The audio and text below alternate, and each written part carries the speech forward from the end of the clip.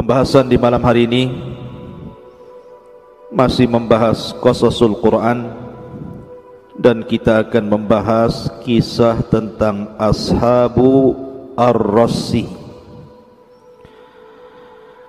dan Nabi yang dilempar ke dalam sumur. Kisah Ashabur Rassi ini tercantum di dua surat dalam Al-Quran. Pertama surah Al-Furqan ayat 37 sampai 40, dan yang kedua dalam surah Qaf. Bagaimana kisah Ashabur Rassi ini? Di mana letaknya Ashabur Rassi ini? Kemudian siapa Nabi yang diutus kepada Ashabur Rassi, sampai akhirnya kemudian Nabi ini dimasukkan ke dalam sumur dan mati di dalamnya. Dan azab apa yang menimpa kepada Ashabur Rassi ini? Inilah yang kita akan bahas pada malam hari ini. Allah Subhanahu wa ta'ala berfirman dalam surah Al-Furqan, wa qauma nuhin lamma kadzdzabur rusula aghraqnahum wa ja'alnahum lin-nasi ayah wa a'tadna lidh-dhalimina adzaban alima wa 'adan wa thamudan wa ashabar rassi wa qurunan baina dzalika katsira wa kullan darabna lahul amthala wa kullan tabbarna tadbira. Dan telah kami binasakan kaum Nuh ketika mereka mendustakan para rasul. Kami tenggelamkan mereka dan kami jadikan cerita mereka itu pelajaran bagi manusia, dan kami telah sediakan bagi orang-orang zalim azab yang pedih. Begitu juga telah kami binasakan kaum Ad dan juga kaum Samud serta penduduk Ras, serta banyak lagi generasi di antara kaum-kaum, dan masing-masing telah kami jadikan perumpamaan, dan masing-masing telah kami hancurkan mereka sehancur-hancurnya. Ini dalam surah Al-Furqan ada kalimat Ashabur Rassi, kaum Ras. Kemudian dalam surah Qaf Allah ulang kalimat Ashabur Rass, kadzabat qablahum qaum Nuhin wa ashabur rassi wa Thamud wa 'adun wa fir'aunu wa ikhwanu Lut wa ashabul aikati wa qaumut tubba kullun kadzabar rusula fa haqqa wa'id afa'ayina bil khalqil awal bal hum fi labsin min khalqin jadid. Sebelum mereka kaum Nuh, kemudian penduduk Ras dan juga kaum Thamud telah mendustakan rasul-rasul. Demikian juga kaum Ad dan juga kaum Fir'aun serta kaum Lut, dan juga penduduk Aikah serta kaum Tubbah. Semuanya telah mendustakan rasul-rasul. Maka berlakulah ancamanku. Maka apakah kami letih dengan penciptaan yang pertama? Sama sekali tidak. Bahkan mereka dalam keadaan ragu-ragu tentang penciptaan yang baru. Taib. Di dua surat Al-Furqan juga Qaf, di sini Allah Subhanahu wa taala sebutkan tentang kalimat Ashabur Rassi ini. Kenapa disebut Ashabur Rassi ini? Dan Rassi itu apa sebenarnya? Ma'asyiral muslimin yang dimuliakan Allah Azza wa Jalla, secara riwayat hadis-hadis memang tidak ada hadis yang sahih yang menceritakan tentang kisah Ashabur Rassi ini. Akan tetapi banyak riwayat-riwayat dari sahabat Nabi SAW dan juga kalangan muarikhin, ahli tarikh Islam, yang berusaha meneliti di mana letak Ashabur Rash ini dan siapa mereka, kemudian siapa Nabi yang diutus kepada mereka. Di sini terjadi perselisihan para ulama tentang Ashabur Rash di sini. Ada yang mengatakan bahwa Ashabur Rash itu adalah Ashabul Uhdud yang tercantum dalam surah Al-Buruj, dan ini adalah pendapat Al-Imam Ibnu Jarir At-Tabari rahimahullahu ta'ala. Ada juga yang mengatakan Ashabur Rash adalah Ashabu Yasin. Ashabu Yasin itu berarti kita kenal dengan seorang laki-laki namanya Habibun Najjar Mu'min Ali Yasin yang terdapat dalam surah Yasin.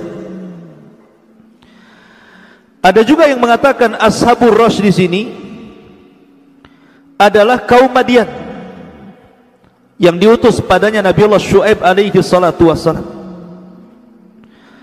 Ada juga yang mengatakan bahwa yang dimaksud Ashabur Rash mereka adalah sebuah kaum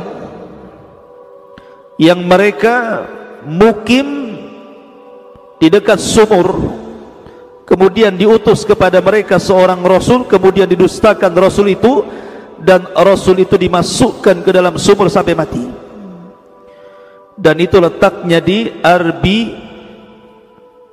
Arbidijan. Ma'asyiral muslimin yang dimuliakan Allah subhanahu wa ta'ala, wallahu alam, karena ini khilaf para ulama, kita tidak bisa menentukan di daerah mana Ashabur Rash ini peristiwanya. Tetapi Al-Imam Ibnu Katsir rahimahullahu ta'ala lebih memilih bahwa Ashabur Rash itu bagian daripada Madian, di mana Madian paham diutus padanya seorang nabi namanya Syuaib, dan di zaman itu ada sebuah pohon yang disebut dengan Aikah yang disembah oleh orang-orang Madian. Baik, kita akan berkisah tentang Ashabur Rash ini. Perhatikan, jangan ngobrol. Ashabur Rash di sini terdapat 12 kabilah. Jadi dihuni oleh 12 kabilah. Mereka tinggal di tepian-tepian sungai dan pekerjaan mereka adalah petani. Dan Allah subhanahu wa ta'ala limpahkan kekayaan mereka. Jadi hasil panennya itu tidak pernah rugi. Memang betul-betul Allah berikan nikmat yang banyak dari hasil panennya, sehingga Allah anugerahkan betapa banyak nikmat Allah yang Allah anugerahkan kepada mereka. Mereka di atas kemakmuran. Lah, Ashabur Rash di sini mereka punya pohon. Pohon itu sangat besar dan mereka menyembahnya. Jadi pohon itu sangat besar sekali, kemudian disembah. Jadi Ashabur Rash itu para penyembah pohon. Jadi ada pohon yang dikeramatkan, itulah sesembahan mereka. Kemudian mereka pun menanam pohon yang sama di 12 kabilah. Jadi masing-masing kabilah itu punya pohon. Tetapi aliran airnya, irigasinya mungkin bahasa kita, itu dari pohon yang besar yang disebut dengan raja pohon. Lah, jadi airnya dialiri sampai ke pohon-pohon yang ada di 12 kabilah itu. Dan Ashabur Rash buat aturan bahwa tidak boleh seseorang itu memetik daun, memetik buah, bahkan meminum irigasinya. Walaupun dengan cara yang lupa, tetap hukumannya dibunuh. Memang itu pohon yang dikeramatkan, yang dimuliakan, yang dituhankan, sehingga tidak boleh diganggu sama sekali. Lah, kebiasaan Ashabur Rash ini, ikhwatu fillah, muliakan Allah azza wa jalla, mereka membuat pesta di depan pohon itu. Jadi terkadang sebulan sekali mereka membuat pesta, bernyanyi-nyanyi, berjoget-joget, bermabuk-mabuk di depan pohon itu. Sampai akhirnya pohon itu dimasuki syaitan. Kemudian tiba-tiba pohon itu bergerak, padahal tidak ada angin tuh. Kemudian tiba-tiba keluar suara dan mengatakan, laqad raditu alaikum, sungguh aku redha kepada kalian, fatibu bikumun nafsa, maka perbaiki hati kalian. Maka kalau sudah ada suara seperti itu dari di balik pohon, berarti pesta mereka diterima oleh sesembahan mereka. Mereka pun pulang. Dan kita tidak heran, ini bukan pohon yang bicara, tapi ada syaitan di situ. Ada syaitan yang kemudian berbicara kepada manusia supaya manusia makin yakin bahwa pohon itu Tuhannya.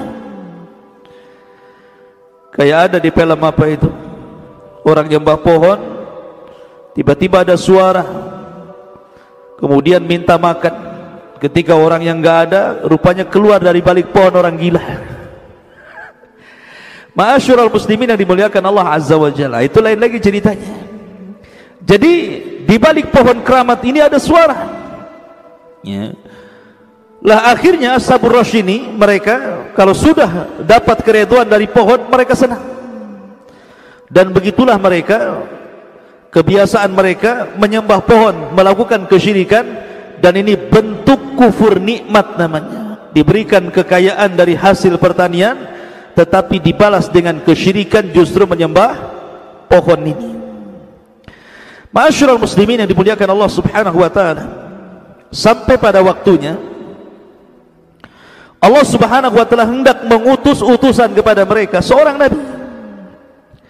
Diutus kepada Ashabur Rash di sini seorang nabi, seorang rasul. Lah seorang rasul ini tidak diketahui siapa namanya. Walaupun ada kemudian orang yang ahli sejarah yang berusaha mencari-cari namanya, sehingga mereka mengatakan bahwa nabi yang diutus ketika itu namanya Handalah, Nabi Handalah, dari nabi-nabi Bani Israel. Tetapi kebanyakan riwayat tidak jelas, jadi nabinya majhul, tidak dikenal namanya. Yang jelas seorang utusan, karena bagaimanapun setiap umat itu Allah utus seorang utusan untuk mendakwahkan ke dalam tauhid dan menjauhi kesyirikan. Jadi nabi ini berusaha untuk mendakwai mereka, jangan menyembah pohon, itu bukan Tuhan kalian. Tuhan kalian Allah Subhanahu wa taala. Terkadang nabi ini masuk ke ulang-ulang tahun mereka. Akhirnya kemudian lewat 1 hari, lewat 1 bulan, lewat 1 tahun, rupanya tidak ada Ashabur Rash ini beriman kepada nabi ini. Justru mereka menganggap bahwa kedatangan nabi ini sial bagi mereka. Akhirnya kemudian nabi ini berdoa kepada Allah agar pohon itu dimatikan. Maka kemudian nabi ini pun berdoa kepada Allah Azza wa Jalla. Selepas berdoa, tiba-tiba pohonnya mati. Jadi langsung lunglai, langsung layu, daunnya langsung kering, untuk menunjukkan bahwa itu bukan pohon. Sehingga kemudian Ashabur Rash menuduh bahwa nabi itu tukang sihir. Wah, ini disihir sama nabi itu kayaknya. Tuhan kami jadi layu katanya. Tuhan kok layu, jadi gimana ya ceritanya? Ya. Ada juga yang mengatakan bahwa mungkin pohon itu lagi marah. Justru sebaliknya, mereka mengatakan pohon itu lagi marah kepada nabi itu katanya. Makanya sekarang dia jadi kering, kemudian jadi layu. Akhirnya kemudian mereka sepakat untuk membunuh nabi itu. Maka kemudian mereka pun bermusyawarah untuk menangkap nabi tadi. Betul-betul malam-malam ditangkaplah nabi itu. Kemudian digali sumur yang dalam sekali. Kemudian nabi itu dimasukkan ke dalam sumur itu. Makanya kisah ini disebut Ashabu Rash. Rash itu artinya galian sumur.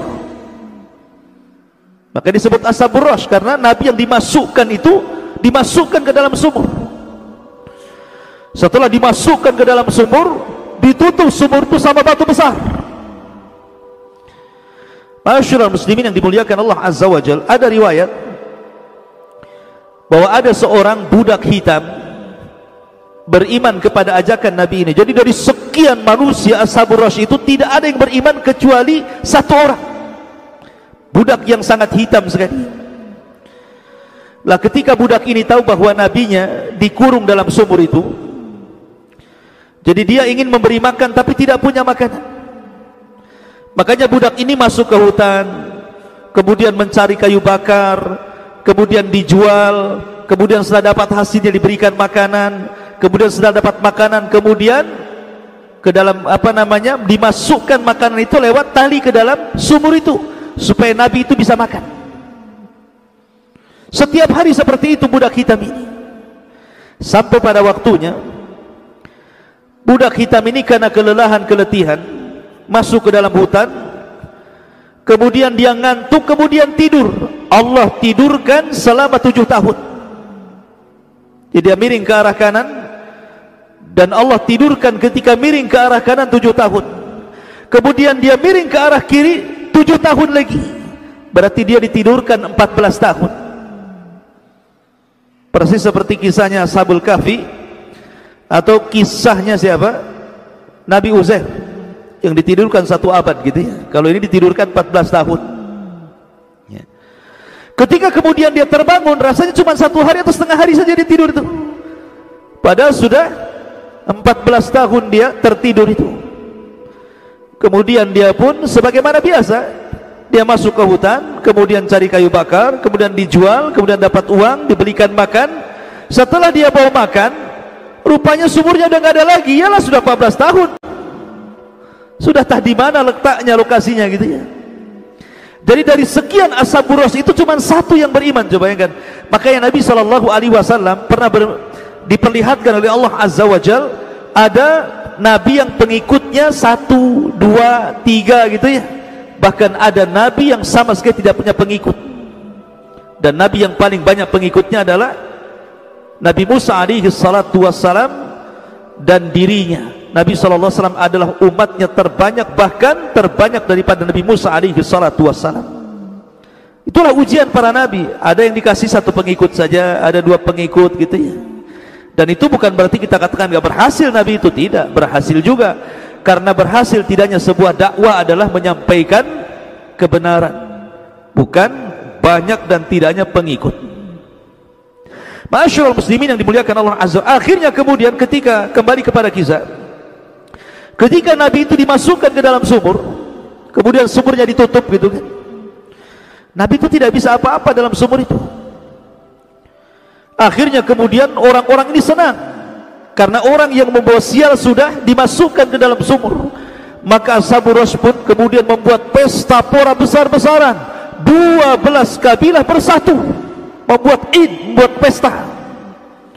Mabok di situ, nyanyi-nyanyi, joget-joget, pesta pokoknya, habis-habisan pesta di situ.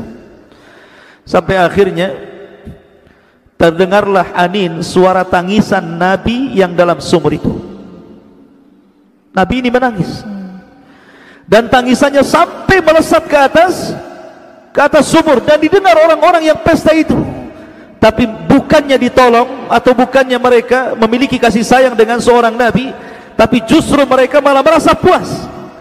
Dari sini Allah Subhanahu wa taala berfirman, ikhwan, wala tahsabannallaha mukhlifa wa'dihi rusulah, innallaha azizun dzuntiqam.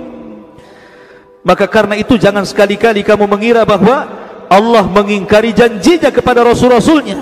Sungguh Allah maha perkasa lagi maha pemberi balasan kepada orang-orang yang zalim. Wala tahsabannallaha ghafilan amma ya'malu zalimun. Lah akhirnya tiba-tiba kemudian terhenti pestanya, ikhwan. Terhenti pestanya. Kenapa? Karena tiba-tiba saja kemudian cuaca berubah. Yang tadinya dingin jadi panas, makin panas, makin panas, makin panas. Kemudian mereka lihat ke langit, rupanya awan makin hitam. Tiba-tiba kemudian dari arah bumi muncul api keluar ya, kayak larva keluar api gitu kan. Tiba-tiba setelah itu, ketika mereka melihat ke atas, rupanya banyak api-api yang melesat dan menembak mereka semuanya. Bola-bola api itu jatuh dari langit. Allah Subhanahu wa taala azab mereka dengan azab yang luar biasa. Ketika mereka mendustakan nabinya, maka Allah Subhanahu wa taala kirim azab kepada ashabur rash. Akhirnya kemudian tidak ada yang tersisa kecuali Allah binasakan. Kecuali yang selamat adalah budak yang hitam tadi, pengikut Nabi tadi. Ini dalam satu kisah seperti itu. Dalam kisah yang lain, bahwa ketika kemudian budak yang hitam yang beriman itu setelah ditidurkan 14 tahun, kemudian mencari-cari sumurnya tadi kan, tidak ketemu. Rupanya sebenarnya sumur itu sudah tertimbun lama. Jadi ketika ashabur rass ini merasakan bahwa mereka akan ditimpa azab, akhirnya kemudian mereka yakin akan nabi yang dikurung mereka dalam sumur itu kemudian diselamatkan. Dan mereka pun beriman semuanya kepada nabi ini, sehingga budak hitam ini tidak tahu kalau nabi ini sudah selamat dan kaumnya sudah beriman. Itu ada juga yang kemudian muarikhin bercerita seperti itu. Karena kan cerita ashabur rass ini kan tidak ada sandaran, hanya ahli-ahli sejarah yang kemudian berusaha untuk menyatukan satu kisah dan kisah yang lainnya, kemudian dirangkum menjadi sebuah cerita. Ma'asyiral muslimin yang dimuliakan Allah Azza wa Jalla, baik, kita akan nukilkan beberapa perkataan sahabat Rasul. Qala Ibnu Abbas radhiyallahu anhuma, sa'altu Ka'ban an ashabir rash. Kata Abdullah bin Abbas radhiyallahu anhuma, aku bertanya kepada Ka'ab tentang ashabur rash di sini. Apa kata Ka'ab? Qala sahibu Yasin alladhi qala ya qaumi ittabi'ul mursalin, qatalahu qaumuhu warrasuhu fi bi'ri lahum yuqalu lahu rash tarahuhu fiha wa kadzalika qala Muqatil. Ka'ab mengatakan bahwa ashabur rash adalah sahibu Yasin, yang mengatakan wahai kaum ikutilah seruan para rasul.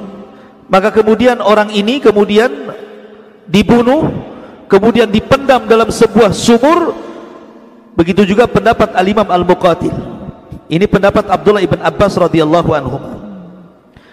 Kemudian Ali radhiyallahu anhu berkata, hum qaumun kanu ya'buduna syajaratan sanbarah fada'a alaihim nabiyuhum wa kana min waladi Yahuda fayabisati syajaratu faqataluhu wa rashuhu fil bi'ri fa'adolathum sahabatus sauda fa'ahraqathum.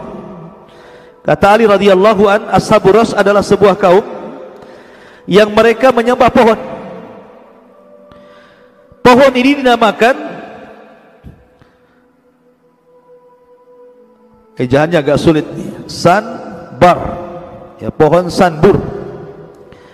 Kemudian Nabi ini berdoa kepada Allah Azza wa Jalla mendakwai mereka, dan Nabi ini keturunan Yahuda. Tiba-tiba pohon itu mengering, kemudian marahlah kaumnya, membunuhnya, melemparnya ke dalam sumur. Tiba-tiba kemudian datang awan yang sangat hitam pekat dan membakar mereka semua. Ini menurut Ali radhiyallahu anhu.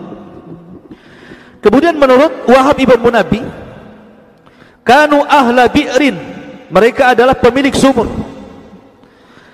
Yaquduna 'alaiha, mereka suka duduk di sekitarnya. Wa kana ya'buduna al-asnam, dan mereka menyembah berhala.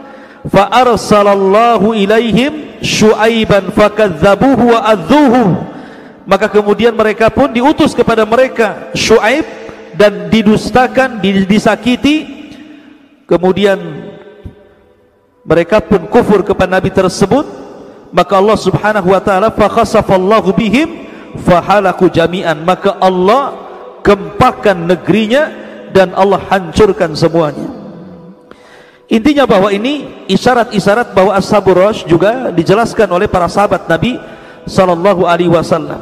Itulah diantara cuplikan tentang ashabu ar-rash dan seorang nabi yang terkurung dalam sumur. Wallahu a'lam, mudah-mudahan ada manfaatnya. Subhanakallahumma bihamdika asyhadu an la ilaha illa anta astaghfiruka wa atubu ilaik. Allahu ta'ala. Assalamualaikum warahmatullahi wabarakatuh.